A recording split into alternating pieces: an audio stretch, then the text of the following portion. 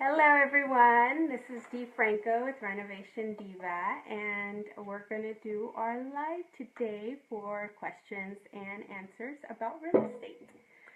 So, meanwhile, everyone starts to join in. I'm going to go ahead and tag the people that asked to be tagged, and hopefully we get some people start to watch. So, give us a few seconds, let us get going, and welcome. Say hello, say what are you guys doing. Meanwhile, let's get that conversation started. So let me go ahead and start sharing with these people. So I want to hear what everyone's doing. What are they doing on this Monday evening other than listening to me ramble about real estate? Let's see. What's up with all this rain? It's so disgusting. All day yesterday was horrible. Today, same thing. It finally stopped raining for us here in Pearland, so that's good. Okay, let's see. Get to sharing.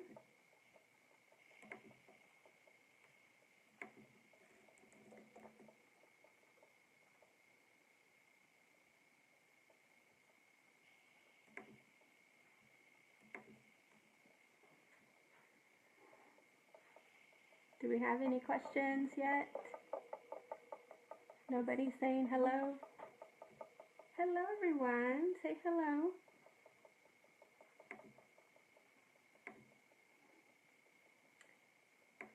That seems awful quiet.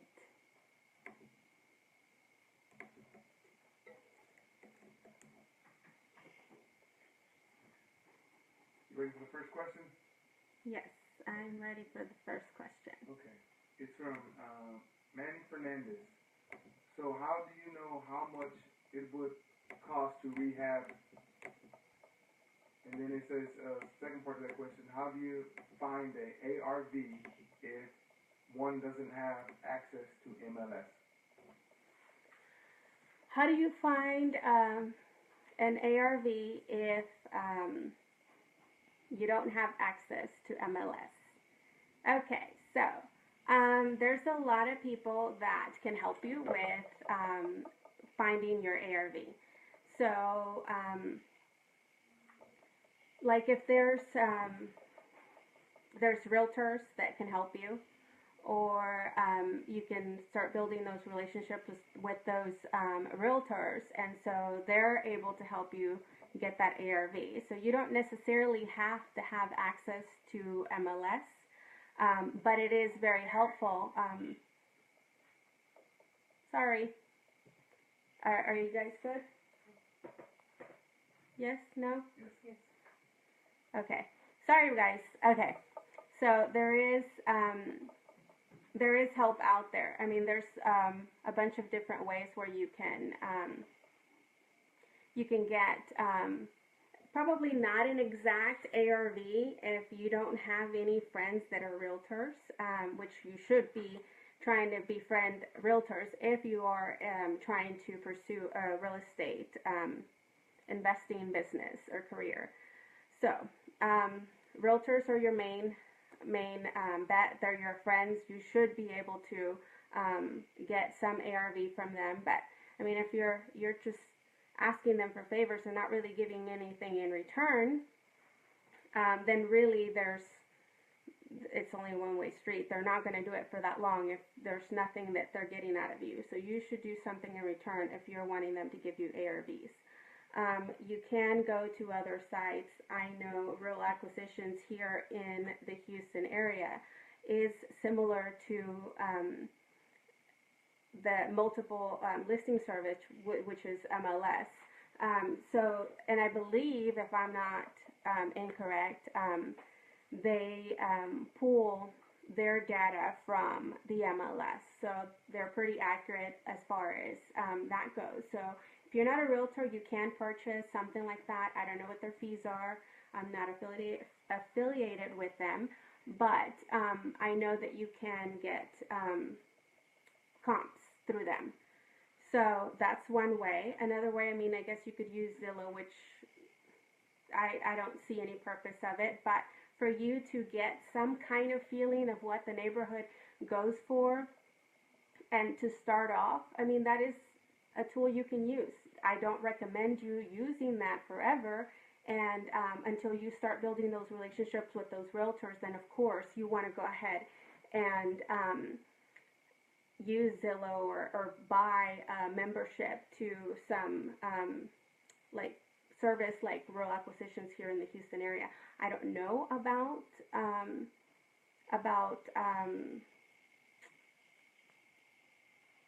dang it, I totally lost my train of thought. Sorry. Anyway, you can, let me start over. So you can get realtors to help you with your comps. You can buy a subscription to something like Real Acquisitions here in the Houston area. I don't know about other states or what they have out there, but I know for us this is what we have. And so, and I think Real Acquisitions goes to, I'm not sure if Dallas and Austin or maybe San Antonio. I'm not really sure, but I mean, you guys can figure out with those guys what that all entails. Or you could use like Zillow or, you know, stuff like that to get started and to get a feel for the neighborhood and what the neighborhood is selling for. And of course, just driving around and everything. So no, you do not need a realtor's license to get comps. You can just befriend a realtor, the short version of that whole spiel that I just said. Anyway, what was the next part of that question, please? So how do you know how much it would cost to rehab? And that's part of the first half of that question. Well, I guess I can tell you what I did when I first started rehabbing. You're never going to get the right amount. No matter if you're doing this for 20 years, 50 years, or 1 year, if you've been investing in real estate and trying to rehab, the numbers are always going to change. Nothing is always going to go perfectly according to plan. So, you know, don't expect that to always be, like if your budget is $20,000 and you went to 30, then don't think that you're messing up because you just went over budget. All of us do that, or sometimes we go under budget, which is a great day for everyone that at that time. But what I did when I first started, I didn't know anything about real estate investing or what things cost or how things were done in the real estate world. And so I basically went and sat at Home Depot, literally sat at Home Depot, just pricing out different things and trying to see what everything cost and you know, just like if I needed 5 toilets, what was the total of that? And then I would just say, okay, well, if the toilet is $200 and I need 2 of those, then it's $400. And I'm just going to guess that the guy is going to want to charge me somewhere around the same amount of what that material cost as far as labor. So I would just kind of do my math and say, okay, so that's 400 and then 400 for labor, so that's 800. So that's what I'm going to spend on getting my toilets installed. And so things like that is what I did to kind of get started, to kind of get a feel for it. And then stuff that I paid in my own house when I was painting or whatever, and I'm like, okay, well, my guy charged me this much to paint my house. So more or less, that's what they're going to charge me to paint this house. And that's how I kind of got the feel of estimating my repairs, but that was just me. There is no wrong or right way of doing it. It's just what fits you best and what you're comfortable with doing when you're rehabbing your properties. At the end of the day, it's your business and you get to run it however you like. So, next question, please. Thank you for your question. Okay, it's from Gloria Harris. Hi, Gloria. Do you have a price per square foot to rehab a burned house property? Do I have a price per square foot to rehab a burned property? I do not. Um, every property is different, whether it's burned or not burned. You really can't say how much it's going to cost, because once you open the walls, you don't know what you're going to get. You know, with if you think it's hard to do that with a regular house, it's even harder. Let me tell you, harder to do with a fire damage house, in my opinion. I don't know. There may be some other guys that think it's fine and they can do it, and it's a breeze and a walk in the park, but for me, it's not really. So, I just do the same thing that I would do with any other house. I go in there. I'm not good with numbers, so I don't know what it's as far as price per square foot, but I do the same thing. I go in there and I'm like, okay, I'm gonna need 3 toilets. This is how much it's going to be. And then I know how much my guys are going to charge me because they've been working with me for 5 years now. So I get them to do the work at a certain price because we've built that relationship over 5 years. So and that's just something that you're going to be able to do on your own when you start rehabbing on your own, and you know you see these guys all the time, and so they give you better prices or whatever. So, and until you build that relationship with those contractors, then you got to pay full price. So, but I'm sorry I don't have a price per square foot. You just go in there and you look, and sometimes you get lucky and you don't need to do unexpected things, and then sometimes you do. Like this last house that I just fixed, I didn't anticipate to redo the entire frame of the second floor, but yet as we kept bringing down that sheetrock, you know, we're like, okay, we're almost to the end, and it looks like every piece needs to be replaced, which, you know, we thought we were going to be able to only get away with doing the roof, or yeah, the framing, the roof and the roof framing, but it turns out we had to do pretty much the entire second floor, which was something we didn't have budgeted, and we had to spend the money. I mean, we can't do work that is not going to be to my satisfaction. Like if I were to live in that house, I would want it to be done properly, and so every house I fix, I make sure that it's fixed to where I would want to live in that house. And so it looks like we need to redo it all, then that's what we need to do. And so if I didn't budget for it because I didn't see it, we couldn't tell the sheetrock is there, then that's what it is. And so sometimes you win and sometimes you don't with those properties. And that's why nobody wants to do them, because they're so hard. You really can't see, and it's a surprise, like a box of chocolates. You never know what you're going to get. So if you're looking to do a fire damage house, good luck, and I wish you the best. If I can help in any way, you know I'm here for you, doll. Next question. Okay, Lucy Soto, is $40 per square foot a good estimate for the burn house? That's a question on her part. Lucy Soto said that if $40 a square foot is enough for a fire damage house. I don't think so. I really don't think so. Fire damage houses require a lot of attention and a lot of details that you probably wouldn't do with any other rehab. You know, like you have to worry about the smell, and you want to make sure that the new owners don't smell that, you know, like that hickory barbecue smell in the house for the rest of their lives that they're there.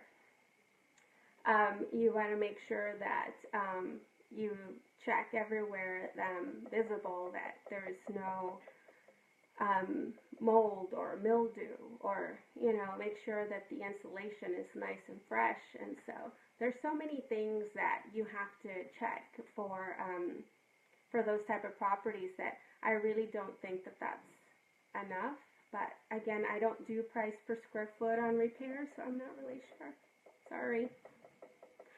Which brings me to my next little rant.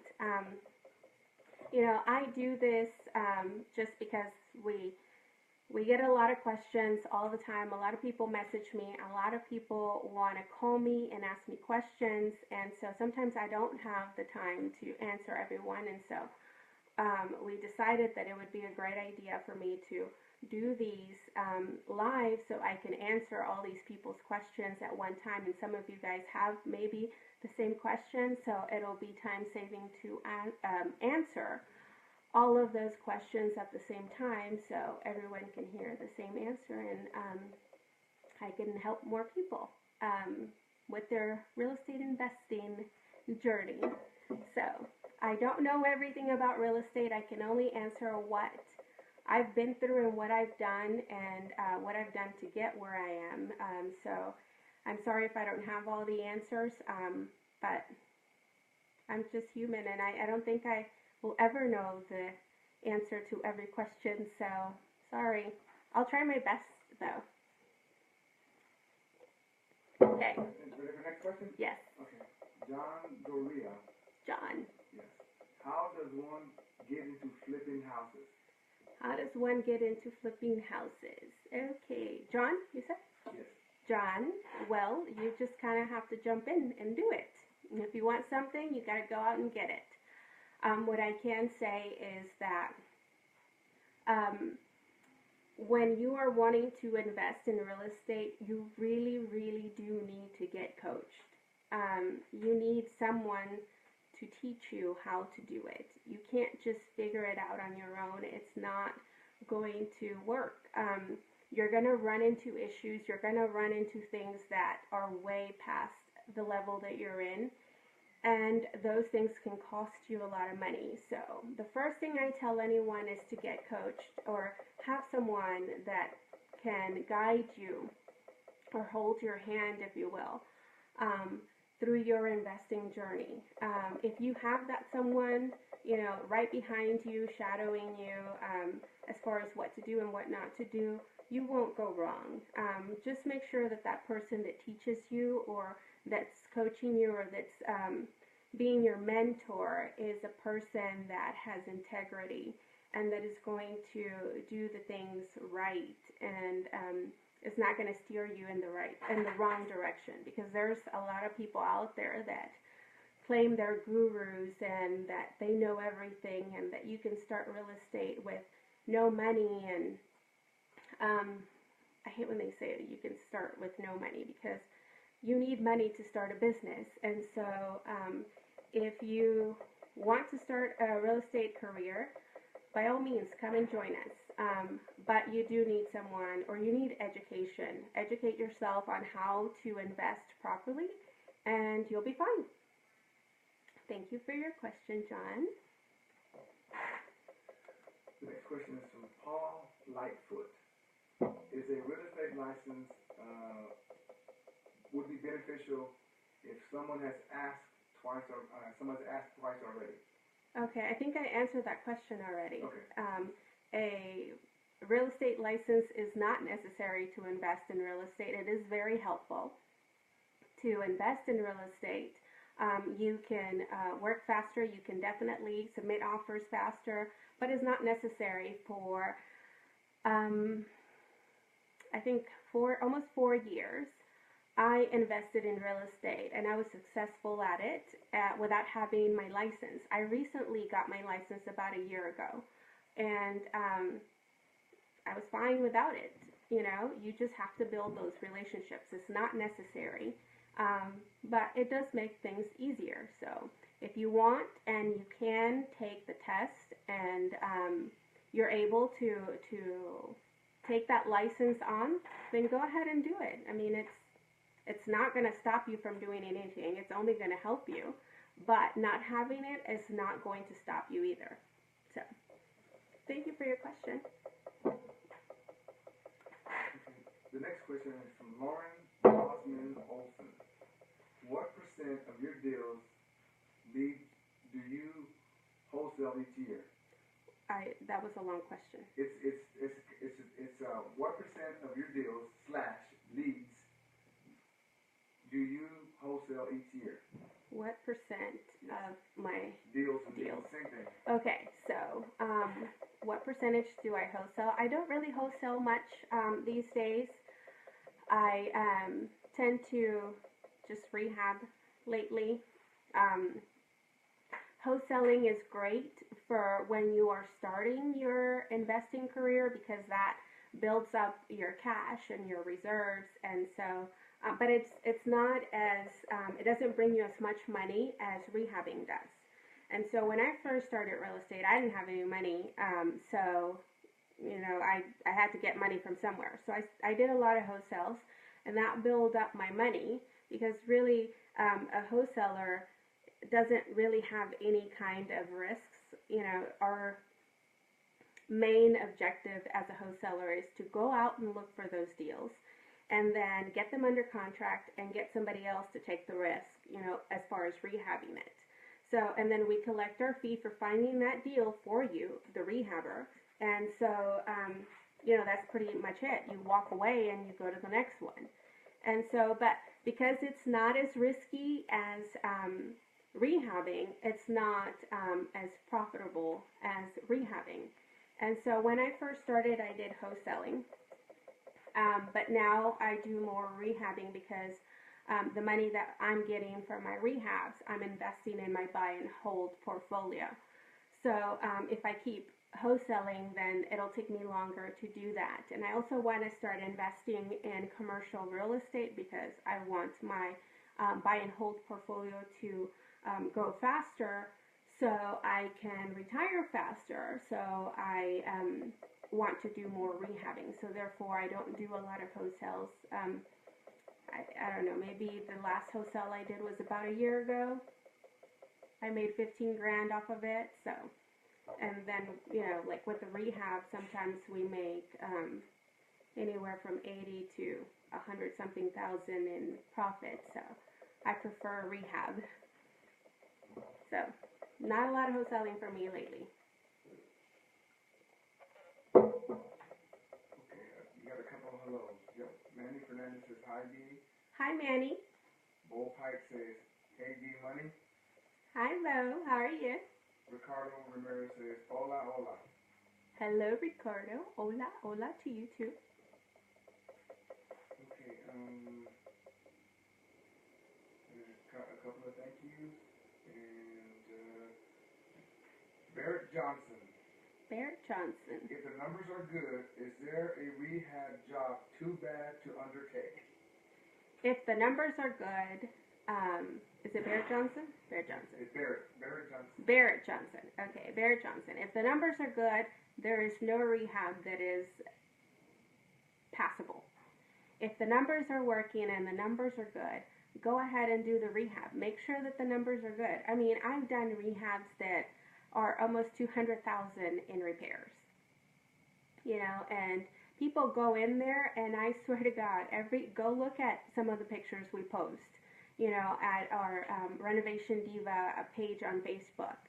I promise you that some of these houses look like they should be torn down. But if the numbers work, the numbers work. I mean, just make sure you budget properly and that you include everything in your budget. You don't forget anything, because if you forget things, then your budget gets overextended, and then you don't make the profit that you anticipated to make. But for me, I don't care. I don't care where the deal is. If I have to drive an hour for that deal, or if I have to put $200,000 in that deal, if the numbers work, the numbers work. And that's all really that I care about when I do a deal. So, no, in my opinion, no deal is passable because it's too much work. My guys are good, so they can handle it. Next, please. Okay, the next question is from Joseph Palomino. Hi, Joseph. He says, have you ever used Real Acquisitions software to generate leads for probates, tax delinquents, divorce sales, etc.? I have not used Real Acquisitions. I know people that have used it or that are still using Real Acquisitions, and they like it. Again, when I first started, I didn't know about Real Acquisitions when I first started. That's one. And two, when I first started, that was the first thing I did was befriend realtors, because realtors are your best friends when you're starting your real estate investing career. So I made sure that I made friends with a lot of realtors, and quickly everything that I needed, I was just call these people, and they were happy to help me, get started. So I didn't really have that need, but if I would have had that need, I would have definitely have purchased Real Acquisitions, because I think that's a great software to use in lieu of not having a realtor's license. So, but I've seen the software and it looks fine to me. It works. So, for what you need it works fine. There's a second half to that question.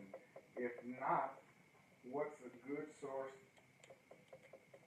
for you to use? If you don't use Real Acquisitions, what's a good source for you to use? If you don't use Real Acquisitions, your best source is the realtor. Befriend them. Go to realtors meetings. Even if you're not a realtor, you can go to realtor meetings. You can go to your local realtor office. Like just down my street, our main street of our city, there's like a realtor's office in every corner. And when I first started, that's exactly what I did. I took a day where the whole morning I went to office, from office to office to office to office. And I just went in there, and I'm sure they thought I was crazy. They were right. But I wanted to make sure that I got those relationships. So I just went in there and I was like, hey, I just started my business. I'm starting my real estate investing business, and I want to have a relationship with you. And can I set something up with someone so we can get started and you guys can show me properties, or I can look at deals, whatever. However you can get your foot in the door to get those realtors to listen and get in the door. Some of these realtors were so snooty, and they thought they didn't want my business, and they would just think I was crazy, which I am a little bit. But we're not going to discuss that. That's another live for another time. But some of these realtors would just like throw me off like I was crazy, and some of the realtors didn't. Some of those realtors, did help out, and so now some of those realtors that, would close the door on me come back to me and tell me, can they help me find something? And I'm like, no, thank you. But thank you for asking. So, just go back to the realtors. If you can't afford Real Acquisitions right now because you're starting, or, if you want another option for Real Acquisitions, find a realtor. Befriend a realtor. Relationships are very, very important in this business. So, good luck to you. What's the next question, please? Bo Badelic, do you have a repair cost spreadsheet you could share? I do have a repair cost spreadsheet. I will have to look for it. If you want that spreadsheet, I can definitely share it. I don't mind sharing it. Just send an email to info@therenovationdiva.com, and that's THE renovationdiva.com.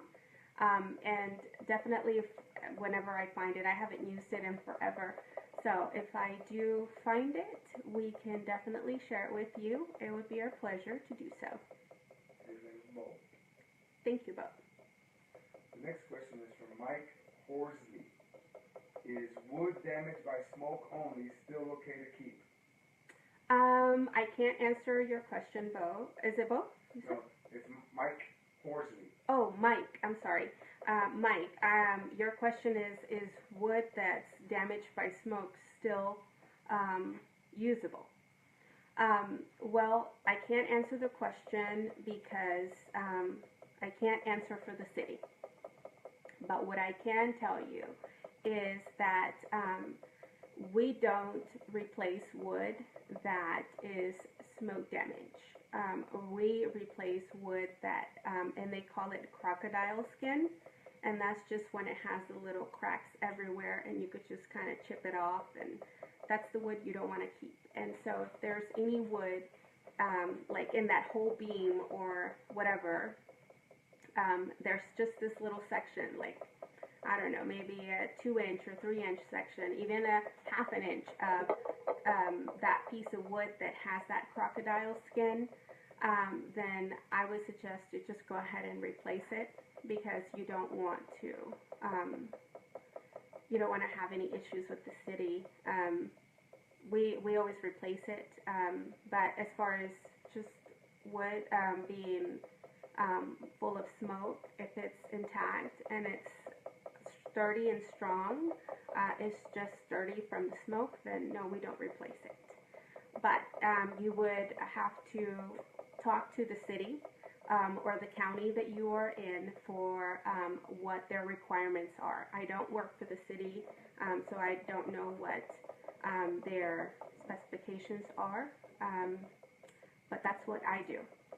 So I suggest that you contact them, wherever the property is, or the county that the property is in, and ask those questions to the appropriate city employee and find out what they prefer for you to do, because everybody is different, or every city is different, and so they like different things different ways in each city. So I suggest that you go ask them.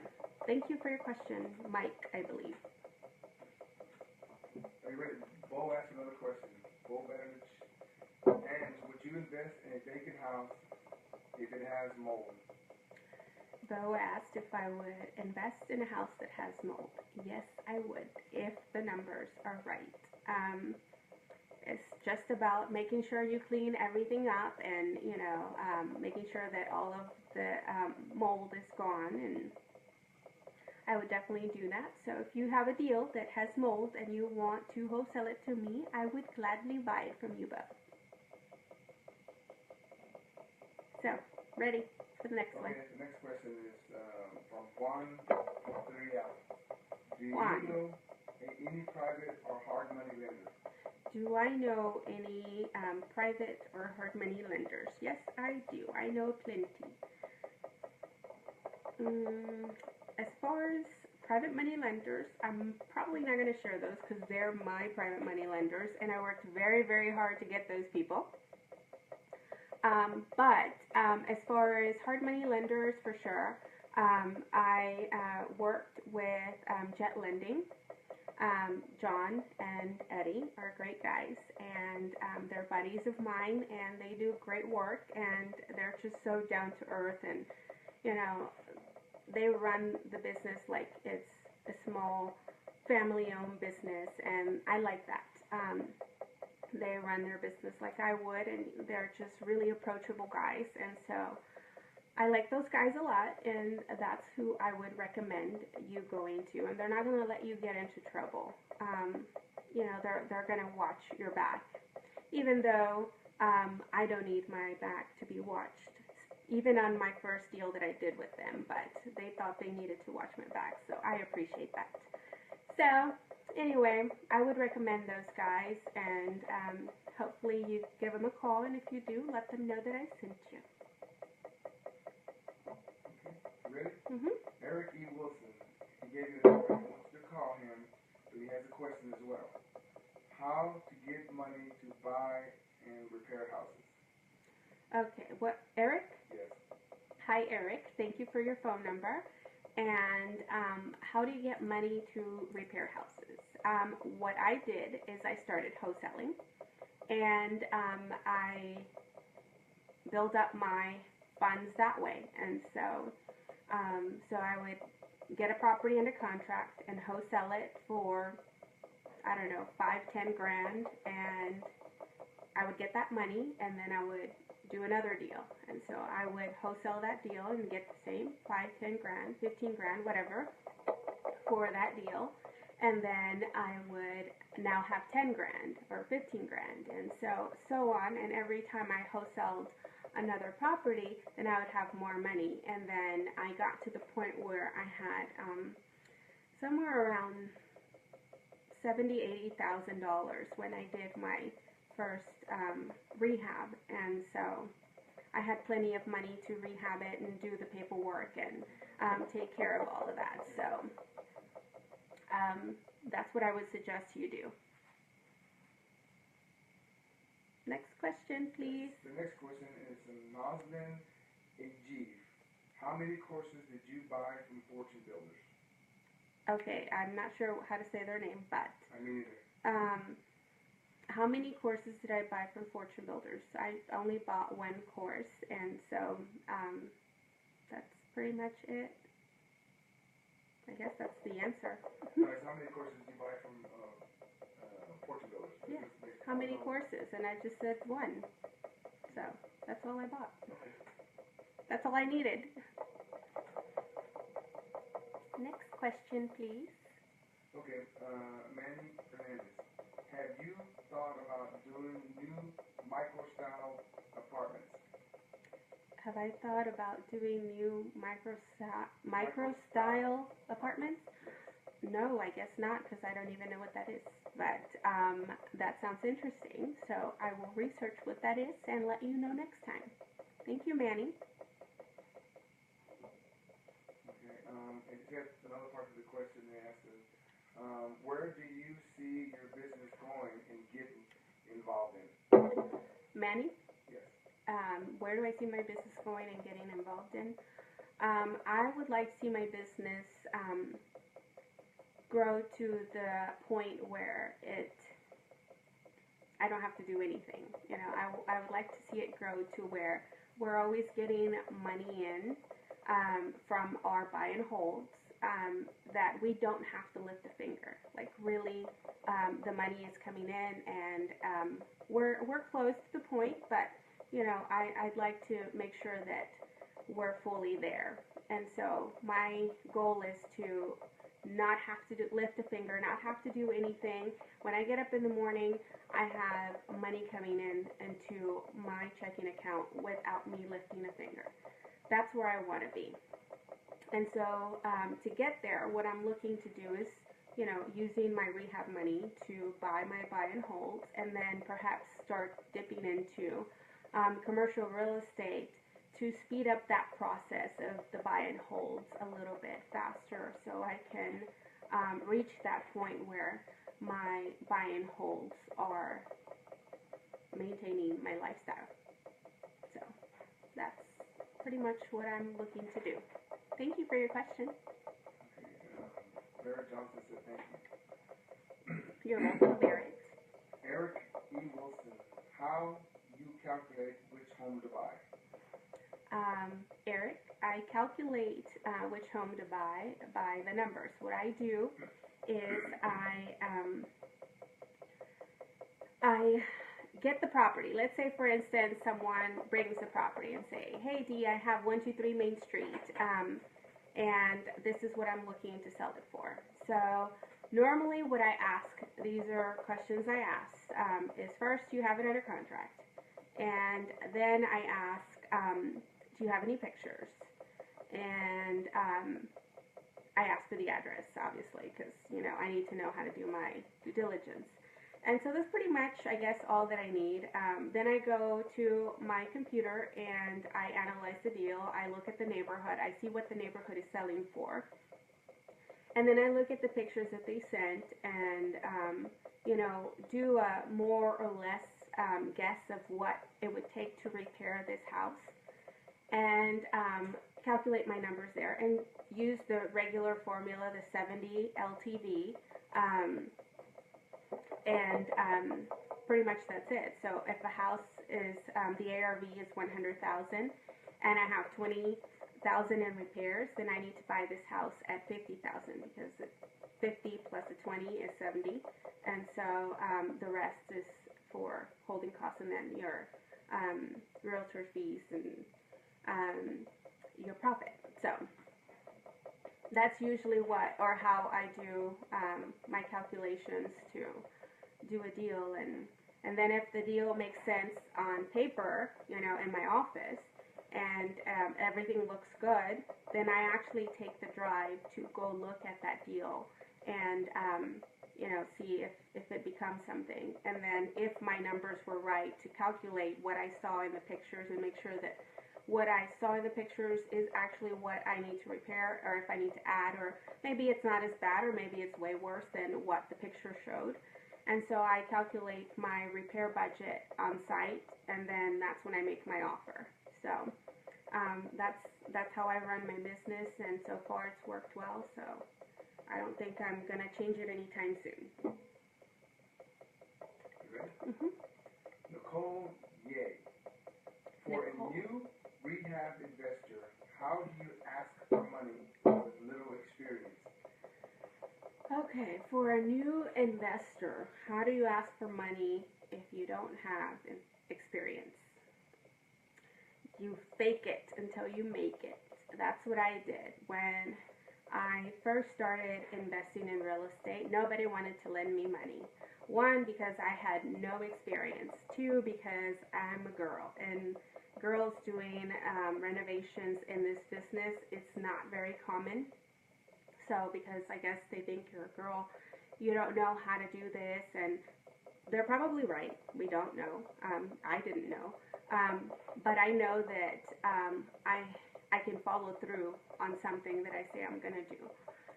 So, you know, I just would go in there and tell them, hey, this is what I need. But I got to make sure that whenever you go in there, you really do know what you're talking about. And there goes this. I go back to that same thing.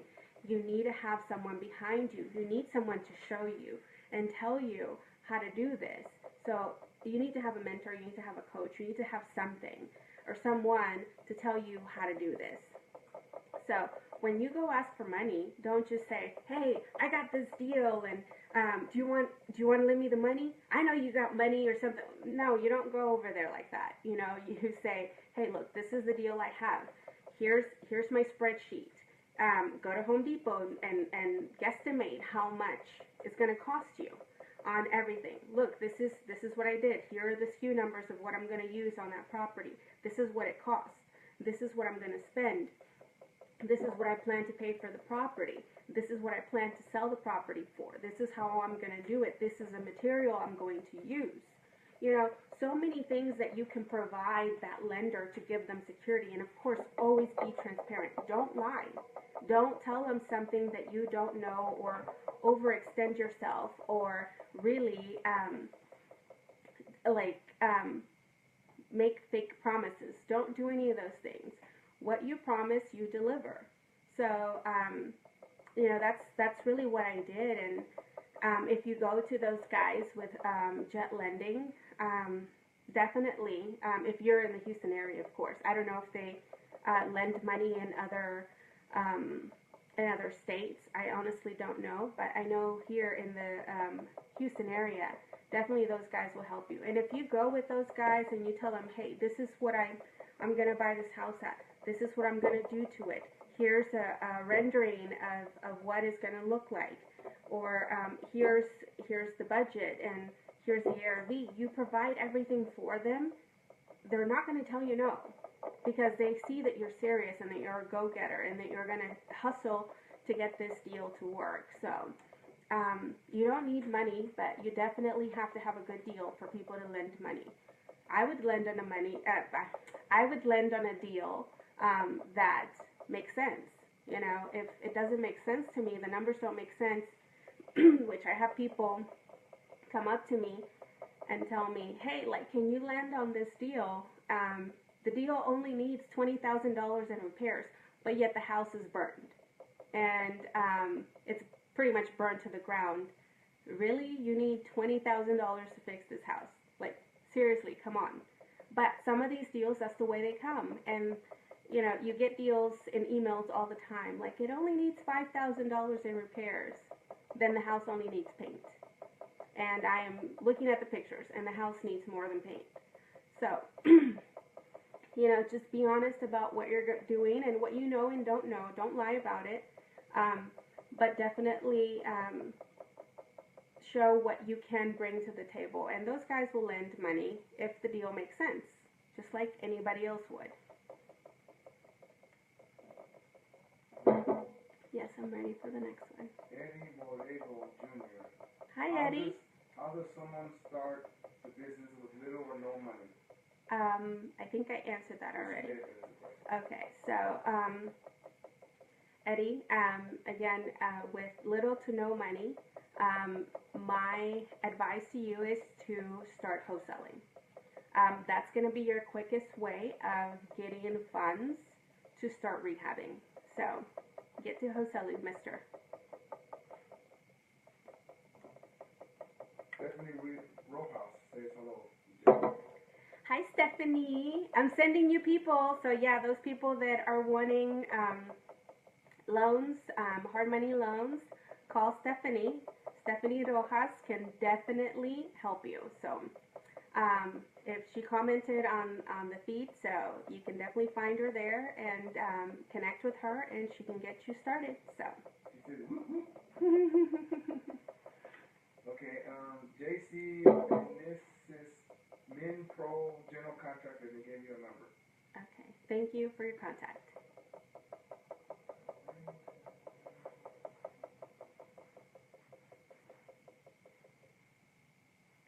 Are we done? No, yeah, I'm trying to read it. Okay, meanwhile he's finding some, I guess some questions to answer. I wanted to take some time to do my tip of the day. So, my tip of the day, and I guess I find myself saying this over and over and over again. Even in this live, I've said it over and over again. You know, relationships are very, very important in this business. You have to have those relationships. Otherwise, you're not going to get anywhere. So, my tip of the day. I wrote it down so I make sure I didn't forget anything. As I just said, you know, all you guys are asking me, and I keep repeating myself that, you know, relationships are very, very important in this business. So I have two little stories I want to share. This happens to me often, but, you know, I'm just going to go with the latest one. The latest one, I was driving to an appointment recently, like maybe 2 weeks ago, 3 weeks ago, something like that. And so I get a phone call, and this person says that they have a fire damaged house. And I've never met this person. I don't even know if we're friends on Facebook. We don't chit chat. You know, we don't go to coffee or anything. They're not even in the same city as I am. So obviously we don't, you know, hang out for coffee or whatever, tea. So this person calls me and out of the blue starts to ask me how to rehab a fire damaged house. First thing I didn't like is, and like I said, this happens so much. First thing I didn't like is, you don't know me and you're calling me to ask me for advice. The second thing is, when you are calling someone you don't know for advice, you should, first of all, ask if they have time for you. Always ask for time. So, I'm headed to an appointment, and they always catch me when I'm going to an appointment. It seems like they know I'm headed to an appointment. So, they're calling me, and I'm walking into an appointment, and they're asking how to rehab a fire damaged house. Well, that's not a 2-second phone call. And so, especially, I'm not going to give you time, you know, and I'm not trying to be rude or anything, but I'm not going to give you my time if I don't even know you. I don't know who you are. We're not best buds. I can't just drop everything that I'm doing to answer this stranger's question. So, therefore, you should build relationships with people you want to be like in order for them to drop whatever they're doing to answer your question. You shouldn't just expect and call someone out of the blue without making an appointment, without asking if they have time for you, without knowing them, and expect that they're going to give you the time that you need. That's not going to happen. So, relationships are very, very, very important. So, the people that you want to be like, build those relationships with them. Take them out to coffee. Take them out to dinner. Take them out to lunch. Invite them to a movie. Have dinner with them. Have, brunch, or do something together and start building that relationship with that person. I don't mind people taking me out to lunch, dinner. I love to eat. So if anybody wants to take me out to eat every day of the week, I am in. Just kidding. I don't have time to go out and eat all this, with all this work I have to do.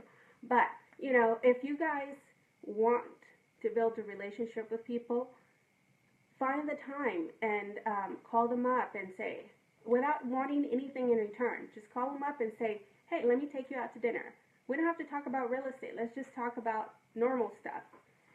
Go out to a movie, go and have coffee, go have tea, or whatever is it that you like to do. Invite them to do those things and start building that relationship. So when that person calls you, they're inclined to help you because you're friends. Now, if you're calling me and I've never heard of you before, what makes you think I'm going to drop everything to answer your question? So, build those relationships. That's the number one story, I guess, I had to tell you guys. The second story just happened a few days ago. I got a call from this person wanting to, or the question, or the answer, I guess, was, not the answer, the comment was that they were wanting to show me this wholesale deal they had for this fire damaged house. So they started telling me the details, and I said, okay, well, look, again, I need pictures, I need the address, and I need to know how much you want for it. And then I can figure out if it's a deal that I want to go take a look at. But then as the conversation kept going, this person said they wanted to perhaps joint venture on this deal. I've never met this person. I've never talked to this person, or to my knowledge. I may have bumped into them before. I don't know. But I've never met them. So my answer to this person was, I don't mind. I'm not opposed to joint ventures, but I don't know you. I don't know what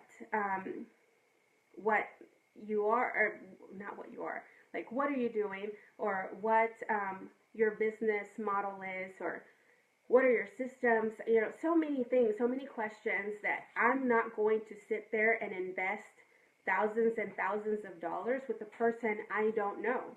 And first of all, I don't have pictures, I don't have an address, I don't have anything. So I asked, do you have this deal under contract? I was told yes, they have the deal under contract. And so I asked, what is your option period? Your option period, for some of you guys that may not know, is the period when you first sign a contract that you have time to do your due diligence, to figure out if you really want the house or not, to do inspections or think about it or go find funding, whatever you want to do. Excuse me, my throat's getting a little bit dry. So, anyway, so I asked her what the option period was, and I was told that this option period, and this was an iffy answer, they were like, you just wrote this contract up. How do you not know what your option period is? Like, you wrote the contract, and they're telling me they're a broker. So how would you not know what this is? So I thought maybe they didn't want to say what their option period was, because usually in my contracts I do like 30, 40 days option period, just because I want to make sure I have enough time to do everything. And if I get a deal under contract, I'm definitely going to close, but I just need to make sure that I have enough time to do whatever I need to do. We usually close within a few days, or however long that the seller needs to close. If they need more time, then they need more time, but we don't have to keep amending the contract. So we usually do a big number of days for option period. And so I thought maybe this person did the same thing, but they were trying to rush me into making a decision that this person said we have the option period for 10 days. So I thought that's why they hesitated to tell me the truth. And so I said, okay, well, send me pictures. They didn't have pictures. They didn't have anything. I said, well, text me the address. I never got the address texted to me. I also said I can definitely do the rehab for you on this fire damaged house if you think that you can't rehab it on your own, without me being a partner, because if I'm your partner, then I got to make sure I know you. That's why you build relationships with people. You know, you don't just go and ask for these things and expect everyone to tell you yes. So I said, maybe we don't have to do a partnership, because to do a partnership, I need to meet you. I need to discuss what your business plan is. I need to make sure that I know what your business model is. I need to know how you run your business and how you do things, because I'm putting my name behind that house. And so the people that are around me need to have the same mindset as I do. So I need to make sure that that's the person that you are. And if you think that's too much, maybe I could just rehab the house for you. I don't have to do this as a partnership. And so they said, yeah, that was fine. They were going to text me the address. They never did. And so today, someone else came up to me and offered me that same property. So this person went to another person to offer that property. And that's not bad, obviously. If they didn't want to do business with me, then I'm totally fine. I'm not, I'm not hurt, or my feelings aren't hurt because they didn't want to do business with me. I'm totally fine. But this person goes to tell me that this person that was offering that deal did not have it under contract. It was a wholesale deal that they were looking to buy themselves, but didn't know how to do the rehab. And so they didn't know how to do the rehab, and they were asking for help from that person. Because I didn't really offer that help, I guess, they went to someone else, and that someone told them to come to me because I do fire damaged houses. And so, but when I got the story from this other person, everything I was being told was different from the story this other person told me.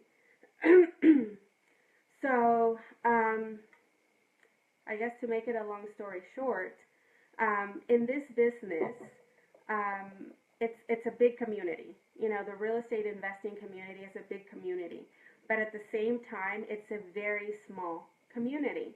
So when you say or do something in this business, everyone knows, and everyone hears it, and everyone knows what happened. So don't lie. Don't lie about it, because you're trying to build relationships. You didn't have to lie to me about having that deal under contract. You didn't have it under contract. It was a wholesale deal that you were looking to get into, and I would have appreciated that this person would have told me, hey, I have this deal. I want to do it. Do you want to join me in it? But now, this person that I've never met, that I've never heard of, lied to me about something so insignificant. Why would I ever want to do business with that person again? If they're lying to me about having a deal under contract, why wouldn't they lie about bigger things? Why wouldn't they lie about budget? Why wouldn't they lie about what they spent the money, the rehab money on, or the insurance money on, or, the light bill money on? Why wouldn't they lie about those things if they lie about having a deal under contract? They didn't have the deal under contract, because actually that deal was brought to me by the actual person that has it under contract, or so I think that they have it under contract. I haven't seen the contract myself. But this other person offered me that deal about 2-3 weeks ago. So I already knew about this deal 2-3 weeks ago. And a couple of days ago, I heard about it again. And then today I heard about it again. And so to wrap that story up, when you lie about things, you're not building relationships. You're actually hindering that. So now this person, I'm never going to trust fully, because I don't trust that this person is going to tell me everything, and that they're going to tell me the truth about everything. So just remember that building relationships in this business is about being transparent and telling the truth. And so to wrap that up is, you know, the tip of the day is build relationships. In this business, you have to build those relationships in order to get your answers to the questions you have.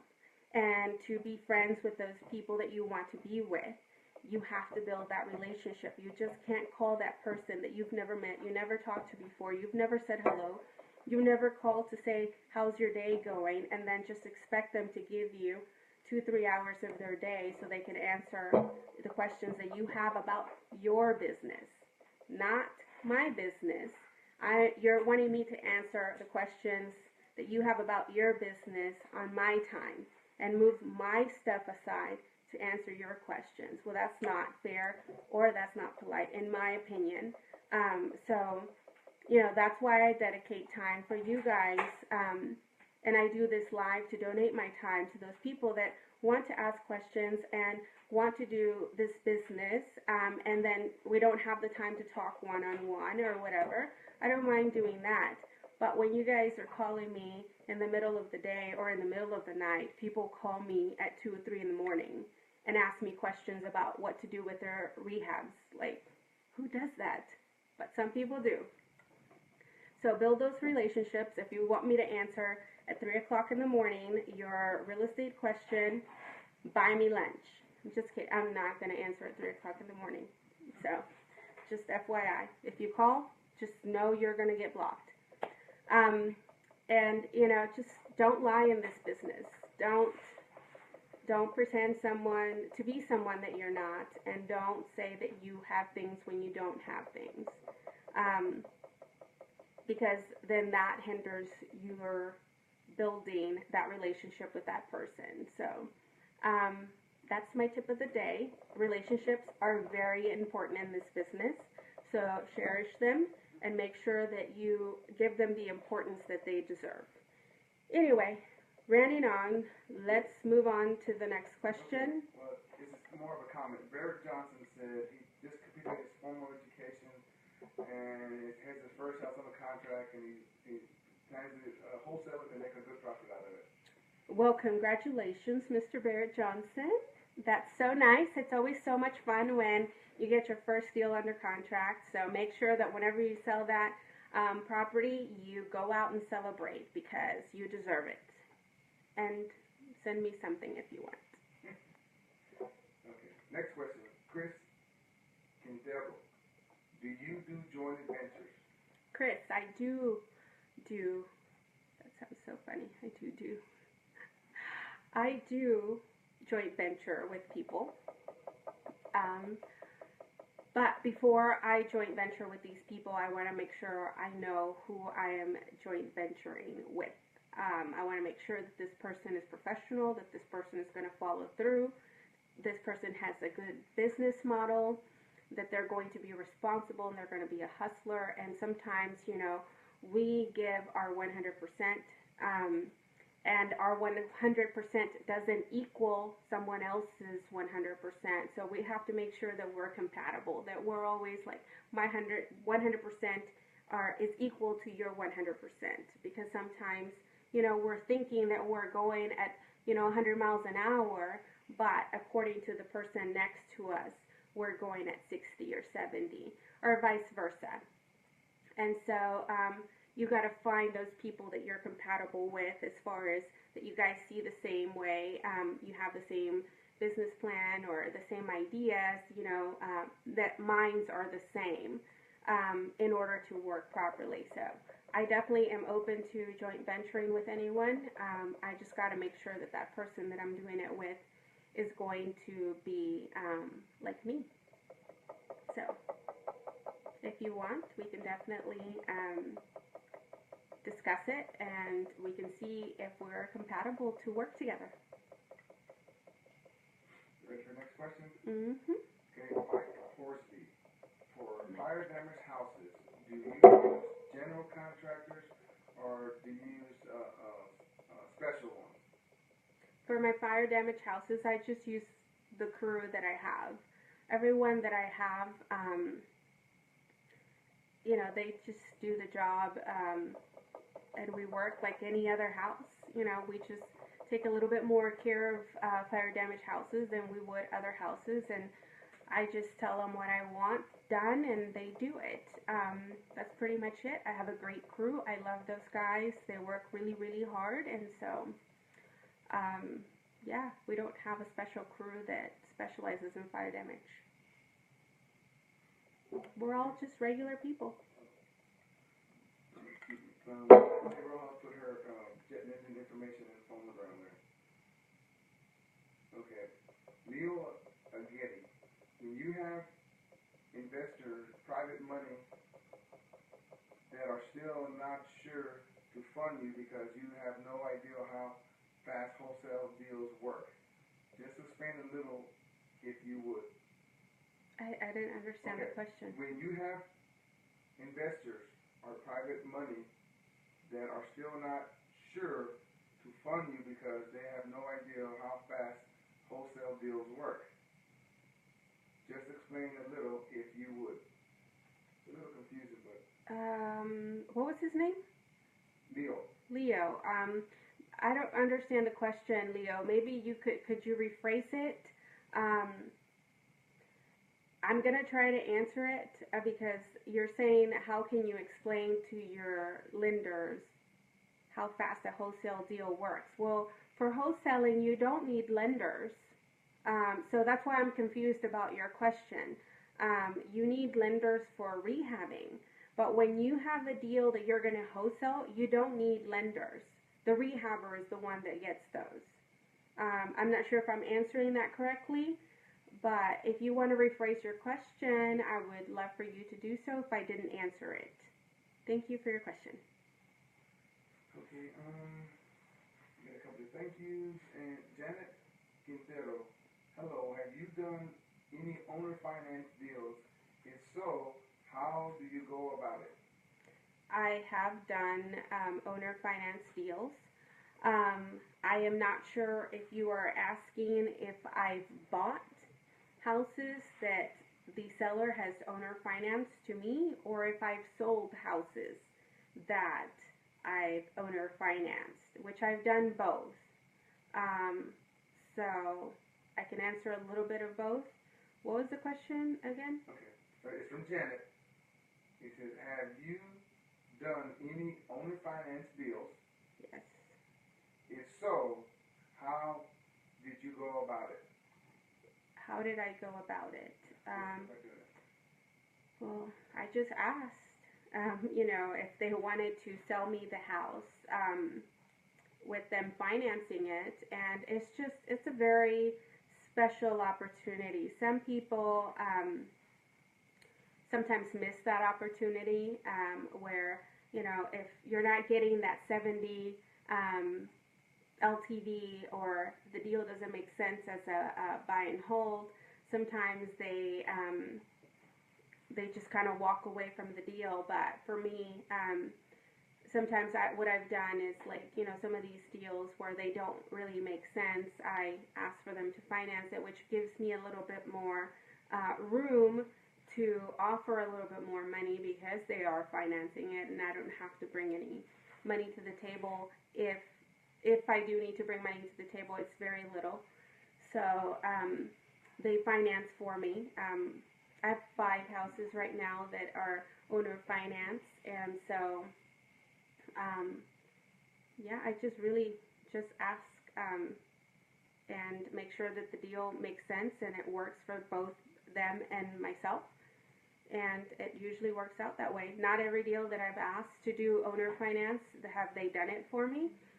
But I have 5 so far, so it works. And as far as owner financing myself to the end buyer, I've done 1. I don't think I want to do it again anymore because the laws and procedures have changed a lot, and I don't think it's my cup of tea. You help people, and then they just want to take advantage and want to take more and more and more when you try to help them. So if it doesn't cost you, you don't cherish it. So I don't want to owner finance any of my deals too much anymore, so I only have one right now. But hopefully that answered your question. What was the next one, please? Chris Quintero, how would you recommend handling a short sale? How would I recommend you handling a short sale? Well,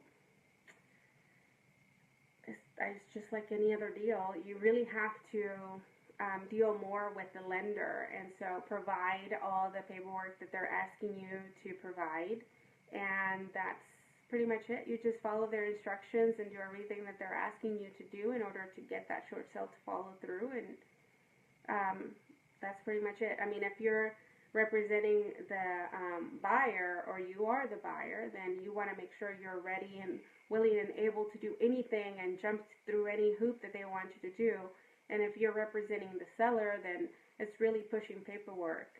It takes a while, and it's a lot of paperwork you have to provide, and sometimes you have to provide the same forms over and over again because they took too long and it expired, and now they need another one. I had a short sale a while back where they did 3 appraisals because every time we were getting ready to close on that deal, the appraisal had expired. I think it took like a year and a half for that deal to close. And so an appraisal only lasts 3 months. And so every 3 months we were getting another appraisal. And it was so annoying, but you just have to do it. Sometimes it's just annoying to do short sales.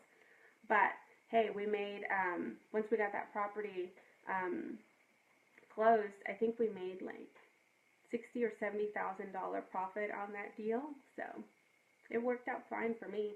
I was fine with all the work that we did. $70,000 that I picked up on that house, so that was great. I ran out of water. Well, that was the last question, so that's just in time. Oh, great. So that was the last question. I just ran out of water, so hint, hint, we are finished. Again, if I didn't answer or somehow we missed a question, I do apologize. You know, we're trying our best to answer every question. Before you go, there's one more question. Okay, one more question. Leo Agiri, I have a house that could be funded through private money, but they are still not sure what I should do. You have a deal that could be funded through private money, but who is not sure what to do? The they sell? Are still not sure. So exactly. They. Who's they? The lender? The seller? Who is not sure? So, I guess, Leo, if you could answer that, I'm not sure who is they. That would be great. But meanwhile, Leo is getting that to us. I just want to say thank you for everyone that watched. Thank you for all your questions, and it's very humbling every time that I get all these questions, and you guys putting your faith on me and thinking I know the answer to everything, which I sometimes think I do. But I don't know the answer to everything, and so whatever I can do to help, I would gladly help you as much as I can and donate as much time as I can to help others succeed in their real estate investing career. So thank you for watching. If you know anyone that is looking to start their real estate investing world or is looking to get coached, I'm definitely available. You guys can send your questions or inquiries about coaching to info@therenovationdiva.com, and that's info@therenovationdiva.com, and we'll be glad to help you in any way we can. So, back to Leo. Update, yes. It says here, let me read the question again. I have a house that could be funded through private money, but and you put family funding. They're still not sure of what I should do. Okay, well, if the family is not sure on if they want to fund, I think that's the question. The family is not sure if they want to use their funds for your deal or not, then you need to negotiate a little bit better. You need to provide more information. You need to make them feel secure of their investment and let them know that, the risk that they're taking, and also the safety that investing your money in real estate provides. So, again, those are things that you can learn on your own over time, or you can get someone to help you as far as like getting a coach to coach you on what to say to these people, to buyers, to sellers, to lenders. You need someone to guide you and show you what to do or what to say. So if you don't have a coach, get a coach. But in the meanwhile, just research and show them with that research how safe. I mean, no investment is 100% secure, but show them how safe it is to invest in real estate versus other investing venues. And so make sure that they know that and they feel secure of the investment they're getting ready to make. So that's what I would say to you as far as getting them to go ahead and take the plunge and invest in your deal. So hopefully that was what you were looking for as far as the answer. Okay, before you go, Bo Pikes, Chris Quintero, Alexi Rivera, Jose Sandoval, Mike Hornsby, say thank you for your time and your info. Oh, thank you guys. You're welcome. I do it with pleasure. And Bo wants to know if you come to Chicago in July. Bo, you got a plane ticket for me? If you got a plane ticket, I'm there. So let me know. I'm ready to go. And that's it. I guess so. Next time? Yes. I guess until next time, if you guys want me to do another live with question and answers, please comment below and let me know that you want that done. Tag people that are wanting to invest in real estate in this video, like it and share it, so that way we can spread the word to all these people that are wanting to invest in real estate, and hopefully we can help them get their investing career started. Until then, guys, let me know. Like I said, if you want me to do another live, if you guys have any more questions, I'd love to do another live next month. So we will do another one next month, and I'll comment and let you guys know when that will be, if you guys are interested in that. So until then, I guess you guys have a great night. I'm about to go have some dinner, and we will see you guys soon. Enjoy your evening. Thank you for spending some time with me. Love you guys. Later.